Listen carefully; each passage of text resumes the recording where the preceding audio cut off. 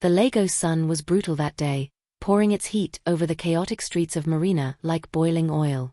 Car horns blared in discord, hawkers darted between lanes shouting prices, and sweat glistened on the brows of drivers trapped in a city that never slowed down. Obinadike sat in the back of his tinted G-Wagon, unmoved by the frenzy outside. With his Bluetooth earpiece in, he dismissed another boardroom call with barely disguised boredom. His mind was already weary of the corporate games. Freshly returned from San Francisco, the tech mogul was home for business, but in truth, he was looking for something he couldn't name. A knock on his window jolted him. A girl, maybe in her early 20s, stood there holding 2 sweating bottles of Zobo juice. Her Ankara wrapper was faded, her sandals dusty, but her eyes? Sharp as razors. Confident. Beautiful. Boss cool Zobo. Nah original, no preservative. Make I chill your temper small, she said with a grin. He almost waved her off. Almost. Instead, Obinna rolled down his window. How much? 300 Nigerian nairas, but for you, make we call 1,000 Nigerian nairas, she winked. He chuckled. Ah, Lagos babes. Always ready to multiply the price. Lagos men SEF, she fired back. Una no day blink to spend 50k for champagne, but Zobo go pain Una? Her boldness amused him. He handed her 5,000 Nigerian nairas. Keep the change. She blinked, then narrowed her eyes. Wait. You no want the Zobo? Obinna hesitated, then took the bottle. Maybe I do. That night, he found himself thinking about the girl with the Zobo and the fire in her eyes. Something about her, raw, unapologetic, alive, clashed beautifully with the sterile, rehearsed women he'd spent years entertaining. She wasn't trying to impress. She was the impression. The next evening, Obinna went back to that same route. No meeting, no agenda. Just Zobo. And there she was again, arguing with a Danfo driver, her voice rising above the traffic like a defiant anthem. Her name, he would later learn, was Neka. The third evening, Obinna didn't wait for fate. He told his driver to stop, stepped out into the hot Lagos air, and walked straight toward Neka. She didn't see him at first. She was in the middle of arguing with a customer who had spilled Zobo on his shirt and wanted a refund. You lick finish, now you day talk refund? You go refund my time too. She snapped. Obinna laughed out loud, drawing her attention. She turned, recognition dawning on her face. Ah, Zobo billionaire. You day find my juice again? She teased. No. I'm looking for you, he said seriously. That wiped the smile off her face. Her brows furrowed in suspicion. I day sell Zobo. If you want something else, I know be the one. I'm not looking for what you think, Obinna said calmly. I want to hire you. For a week. She squinted. Hire me? For wetin? House help? Mistress? Sugar baby? He chuckled. None of the above. I need you to pretend to be my girlfriend. The silence between them was pierced only by the hum of generators and the shouts of hawkers. You day mad? She asked, hands on hips. I'll pay you 3 million naira. 7 days. All expenses covered. Just dinners, public events, smiling, playing along. She stared at him like he was speaking Igbo backwards. Why me? Because you're real. And I need someone who can't be bought by the usual society rubbish. And I think, you'll shake things up. Neka was tempted. Tempted in a way she hadn't been in years. 3 million naira could restart her mother's abandoned tailoring shop, pay her brother's WAC fees, and maybe get her a sewing machine of her own. But her pride barked loud. Still, she found herself saying, you get contract? Signed and ready. And if I no agree? I'll still buy Zobo tomorrow, he said with a smile. That night, in her single-room apartment with peeling paint and a mattress on the floor, Neka thought about the offer. She looked at her younger brother, fast asleep, and remembered the landlord's final warning about unpaid rent. By morning, she had her answer. At the drop-off point, she wore her best thrift blouse, tied her scarf like a woman going to war, and slid into the back of Obinna's car with one warning. If you try any rubbish, I go pour you Zobo. He laughed. Deal. And with that, Neka's life, along with Obina's, began to unravel in ways neither of them could have imagined. Obina's penthouse in Ikoyi was nothing short of surreal. Marble floors, glass walls, and gold accents. Neka stepped inside with cautious feet, eyes darting across the vast space like a child dropped into a palace. A maid greeted her. Neka raised a brow. "She go bathe me too?" she asked, arms crossed. Obina grinned. "No. She's just here to help." The next few days were a whirlwind. Auntie Ifeoma arrived, an elegant woman in her early 60s, sharp-eyed and eloquent. She had been Obina's late mother's friend, now a family advisor. She was also the one tasked with polishing Neka for the high society events. But as she watched Neka's defiance and wit, a strange softness appeared in her expression. "Girl, you carry fire," she murmured on their second day. "But fire, when tamed, can warm an empire." Neka rolled her eyes. "All I need is that 3 million Nigerian nairas. I'm not trying to warm anywhere." Under Auntie Ifeoma's instruction, Neka learned how to walk in heels, how to hold wine glasses, how to eat small chops without licking her fingers, and how to smile without showing too much teeth. And then came the clothes. Obina had arranged for custom outfits. Flowing Ankara gowns with high fashion cuts. One evening, as she stepped out in a deep green silk dress with gold beadwork, Obina stopped mid-sentence. "You look different," she said, spinning slowly. "No. Like you've always belonged here," he replied. But it wasn't just about looks. Neka was beginning to pick up on the cracks in Obina's armor. He rarely laughed, barely slept, and took calls in the middle of the night with tense expressions. She found files on his table with government names and community demolition plans, one of which bore the address of her own slum. Her heart clenched. At a high-profile charity gala hosted at the Lagos Oriental Hotel, Neka was a revelation. She smiled, she spoke eloquently, and she caught the attention of Lagos' most powerful elite. One woman whispered, "Which senator's daughter is she?" But the illusion fractured when Chief Iadil arrived. A powerful oil magnate with crooked teeth and a calculating stare, he pulled Obina aside and said, "So this is the girl you're using to break my daughter's heart?" Obina only smiled. "She's more woman than your entire board of directors combined." Neka watched the exchange from a distance, her heart uneasy. She didn't trust this chief, and now she wasn't sure she could trust Obina either. Later that night, back in the penthouse, she asked him, "Why do you want out of this deal with the chief's daughter so badly?" Obina took a long breath. "Because I don't want to marry into corruption. And because she's not you." Neka blinked. Her chest tightened. But she shook it off. "Don't fall, girl," she reminded herself. "You're just a contract." But already, something deeper than Zobo was brewing between them. The next morning, Neka asked the driver to take a detour. She hadn't visited her neighborhood since stepping into Obina's world. The transition had been dizzying, but home still called. Her slippers clicked differently now, her once familiar gait creaked like a stranger's. Children ran to her, screaming, "Auntie Neka." Some eyed her glittering wristwatch, others noticed her scented perfume. Mama Chioma, her nosy neighbor, squinted. You don't travel, go marry senator." "No, oh, Mama. I just day help one big man act girlfriend," Neka joked. They laughed, but there was tension. She felt the distance wealth created. As she crossed the compound, she stopped in her tracks. On the community notice board was a large red sticker, "Eviction Notice, Redevelopment Plans by D-Terra Holdings." She tore the notice off, heart pounding. D-Terra Holdings. Obina's company. She stormed into the house, picked up her brother's old school bag, and pulled out a stack of leaflets she'd helped print months ago. Community rights, land defense awareness, promises from NGOs. Empty hope.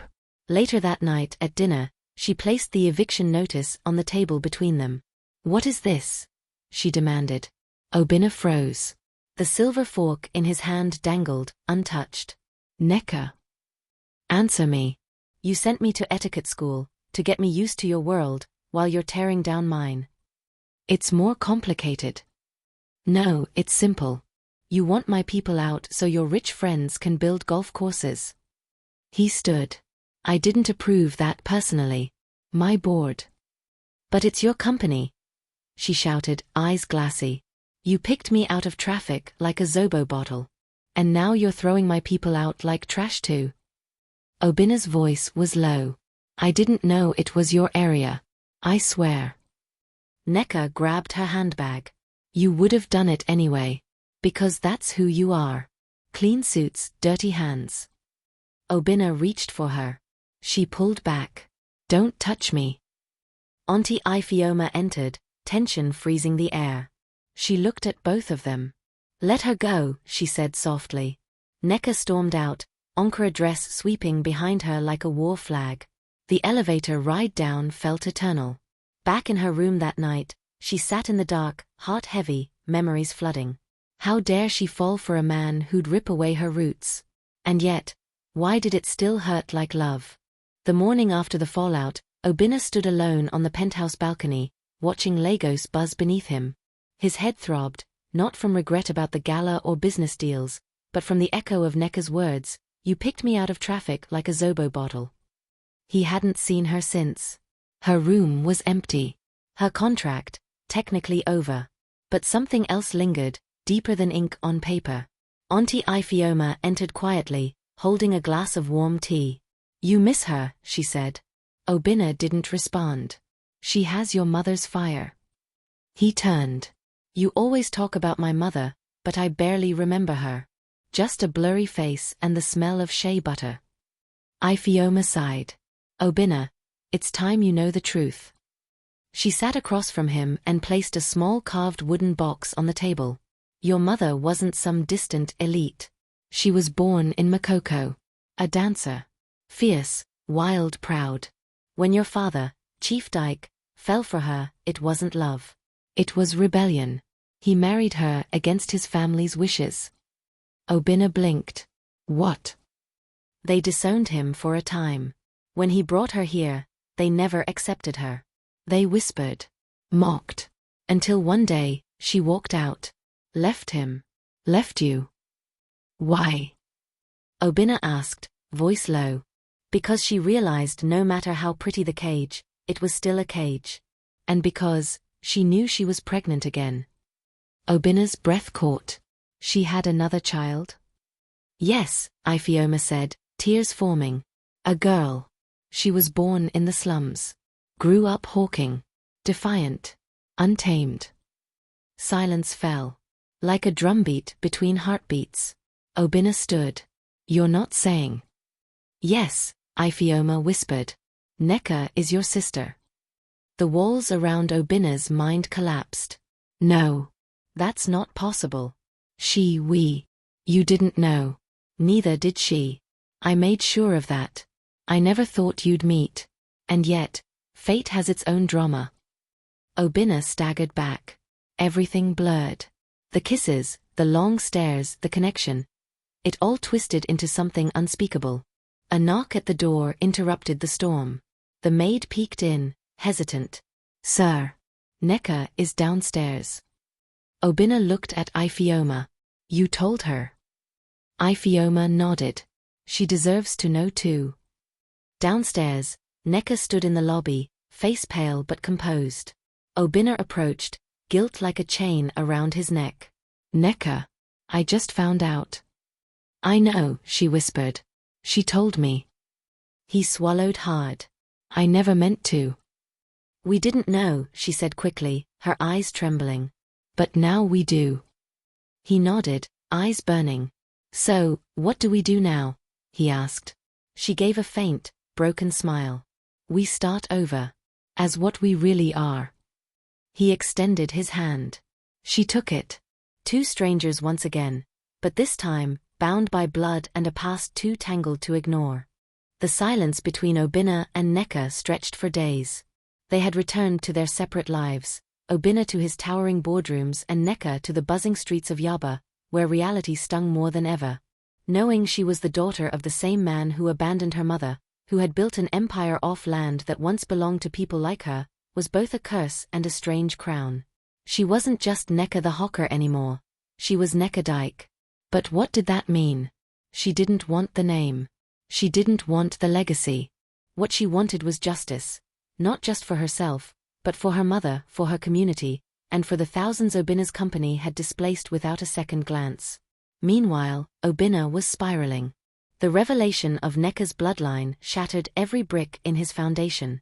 The woman he was falling for was not only his sister, but the physical embodiment of all his family's sins, sins he had unknowingly inherited. Board meetings now felt like interrogations. Chief Iadil was pressuring him again, more aggressive this time. The arranged marriage talks were back on the table, with political deals dangling like bait. You think the world will let you walk because you cried over one girl? Chief sneered during a heated meeting. You want to give up millions over a girl from the slum? You'll end up like your father, dead and dishonored. Obinna stood abruptly. Get out. The chief stood too. You think you're clean, boy? Your mother was a glorified prostitute. We let your father marry her for optics. Nothing more. And now, her children crawl back from the gutters. Obinna lunged. His security pulled him back just in time. The next day, Obinna called an emergency press conference. All eyes were glued to national TV as the billionaire CEO stood in a navy kaftan, sober and direct. I have spent years building wealth, but I've never once asked myself, at what cost? My company, D-Terra Holdings, has profited from displacements, demolitions, and silence. That ends today. Gasps. I am resigning as CEO, effective immediately. And I am donating a portion of my shares to build vocational hubs in the very communities we destroyed, including Makoko, Ajagunal, and Ijora. Social media exploded. Nneka saw the broadcast on a TV mounted in a roadside shop. The zobo in her hand slipped from her grip. Her chest burned, not just with emotion, but with disbelief. That night, she received a message from Obinna. For the first time, I'm not acting for business. I'm acting for family. Attached was a proposal, a fashion and crafts incubator named Zobo House. And her name was on it. 2 months later, the old mechanics shed at the edge of Nneka's neighborhood had transformed. Gone were the rusted tools and broken-down engines. In their place stood a vibrant creative hub, painted in hues of deep purple and gold, proudly bearing its name in bold African script, Zobo House. Inside, sewing machines hummed like bees. Young girls from the slums, tailors, beaders, artists, sat around wide tables, working on bold designs with onkara, osso oak, and recycled denim. Music played from a speaker in the corner. Laughter rang out like bells. Hope had a heartbeat again. Nneka walked through the center of it all like a queen who'd built her palace with bare hands. She wore her signature, a red headwrap, gold-threaded earrings, and a tailored kaftan from her first collection, Slum Royalty. Obinna arrived quietly, standing by the doorway, watching her. He hadn't been around since stepping down from his company. Rumors swirled. Some said he'd moved to Ghana to escape backlash. Others said he was writing a book. But here he was, eyes filled with something softer than pride. You finally showed up, she said, not turning around. I didn't want to take credit. This is your vision. She turned to face him. It was our pain. They sat together on a bench outside, overlooking children playing football in the sand. You really gave up everything, she said. For this. No, he replied. I gave up everything for truth. For the first time, I'm not building empires to impress ghosts. A beat of silence passed before he added, do you know what's crazy? All these years, I thought I was searching for legacy. Turns out, I was searching for my mother. And I found her, in you. Nneka swallowed, blinking away tears. And I spent all these years thinking I didn't belong anywhere. Turns out, I was born from something stronger than love. Survival. They sat in silence again, siblings under the warm Lagos dusk. Then Nneka smiled. I'm still going to design you something. Obinna laughed. Just don't make it purple. She stood and stretched. No promises. As the stars crept into the sky, the sounds of the city softened. In the background, a neon sign flickered to life. 1 year later, the streets of Makoko were buzzing with music, chatter, and something rare, joy. Bright cloth banners stretched across wooden stalls. Drummers pounded rhythms that echoed like thunder over the lagoon. Zobo juice flowed freely from coolers. And in the heart of it all stood a makeshift runway built from reclaimed wood, covered in woven raffia mats. The first ever Zobo House fashion showcase was about to begin. Obinna stood by the stage with Auntie Ifioma, dressed in a hand-sewn agbada stitched by Nneka herself. His face was calmer now. The man who once hid behind boardroom glass and billion-naira deals now smiled easily, grounded. "This is bigger than any product launch I ever did," he murmured. Ifioma nodded. "That's because this is real. No masks, no mergers. Just roots." The lights dimmed. The crowd silenced. And then the spotlight hit center stage. Nneka appeared. She wore a regal white kaftan trimmed with hibiscus petals dyed deep crimson, her head high, her gaze unflinching. Her final collection, titled Petals from the Gutter, was a tribute to women like her mother, forgotten, discarded, but never broken. Each piece told a story, of pain, of growth, of triumph. As the models strutted, the crowd rose in applause. Foreign journalists scribbled. Local tailors cheered. And at the back, Chief Iadil, now disgraced after a corruption exposé leaked by an anonymous whistleblower, watched from a distance, a man dethroned by the very slum he once mocked. After the final bow, Nneka walked off stage straight into Obinna's arms. He didn't hug her like before. This time, he embraced her with the gentleness of a man who knew exactly who she was to him. "Sister," he whispered. She smiled. "Brother." They stood in that hug, not as two broken souls, but as two halves finally reunited. Later, under the mango tree behind Zobo House, they sat on a straw mat, sipping Zobo from glass cups. "You know," Nneka said, "I still think you look like a traffic officer in that agbada." Obinna rolled his eyes. "And you still talk too much." She grinned. "Dyke blood." Fireflies danced in the night air. Children laughed in the distance. And the Zobo, once just a drink she hawked in traffic, now tasted like legacy. Not everything born from hardship ends in sorrow. Some things, like hibiscus, bloom best in red soil.